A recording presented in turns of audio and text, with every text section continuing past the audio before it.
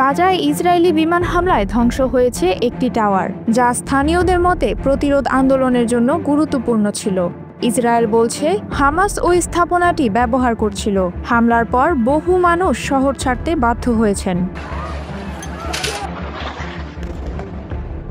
শহরের সবচেয়ে উঁচু আবাসিক ভবন আল গাফরি হাই রাইজ ধ্বংস হয় গাজার আকাশে ধুলো ও ধোঁয়া উঠতে শুরু করে। গাজাবাসীর মধ্যে আতঙ্কের ছায়া নেমে আসে। জাতিসংঘের বিশেষ দূত বলছেন ইসরায়েল ফিলিস্তিনি বাসিন্দাদের জোরপূর্বক শহর ছাড়তে বাধ্য করছে। ইসরায়েলি চ্যানেল 12-এর প্রতিবেদনে বলা হয়েছে শহরের উত্তর ও পশ্চিম অংশে ব্যাপকভাবে বিমান হামলা চালানো হয়েছে। সাম্প্রতিক কয়েক সপ্তাহে ফিলিস্তিনের জেইতুন এলাকায় 1500-র বেশি বাড়ি ও বহুতল ভবন ধ্বংস হয়ে শহর ধ্বংসস্তূপে পরিণত হয়েছে। সিভিল ডিফেন্স জানিয়েছে মাত্র কয়েক সপ্তাহে 50-টির বেশি বহুতল ভবন ধ্বংস হয়েছে। ইসরায়েলের পররাষ্ট্রমন্ত্রী ইসরায়েল কাদস হামলার পর জানিয়েছেন ওই গুরুত্বপূর্ণ ভবনটি গাজার সেই অবকাঠামো যেখান থেকে হামাস তাদের কার্যক্রম চালাতো। তবে ভবনটি এই সংগঠন ব্যবহার করেছিল এমন কোনো প্রমাণ দেখাতে পারেননি তিনি।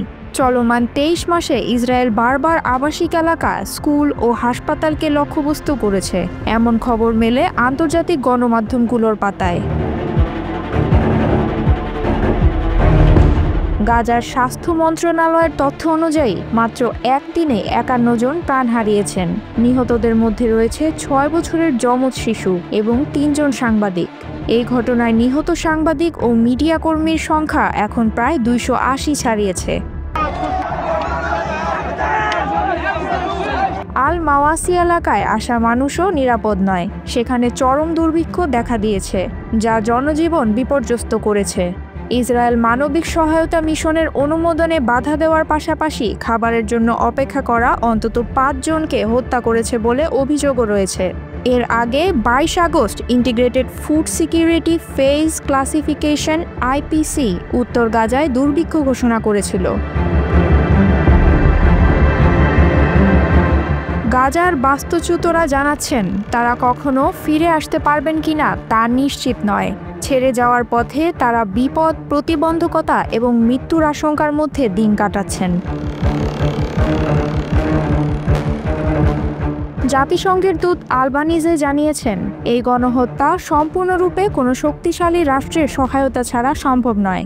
তিনি আন্তর্জাতিক সম্প্রদায়ের প্রতি আহ্বান জানিয়েছেন ইসরায়েলের দায় নিশ্চিত করা এবং আন্তর্জাতিক আইনের প্রতি সম্মান বজায় রাখা প্রয়োজন। ফিলিস্তিনিদের ওপর চলমান তীব্র হামলা ও মানবিক সংকট বিশ্বকে সতর্ক করেছে। আন্তর্জাতিক সম্প্রদায়, মানবিক সংস্থা এবং বিভিন্ন আন্তর্জাতিক সংস্থা এখন কার্যকর পদক্ষেপ নেওয়ার তাগিদ পাচ্ছে। এখন সময় এসেছে ফিলিস্তিন ও পুরো মধ্যপ্রাচ্যের মানুষের নিরাপত্তা এবং মৌলিক জীবনধারার জন্য আন্তর্জাতিক সহায়তা জোরদার করার। বিশ্বকে সতর্ক ও সচেতন থাকতে হবে যাতে মানুষের জীবন নিরাপদ ও মানবিক অধিকার সুরক্ষিত থাকে।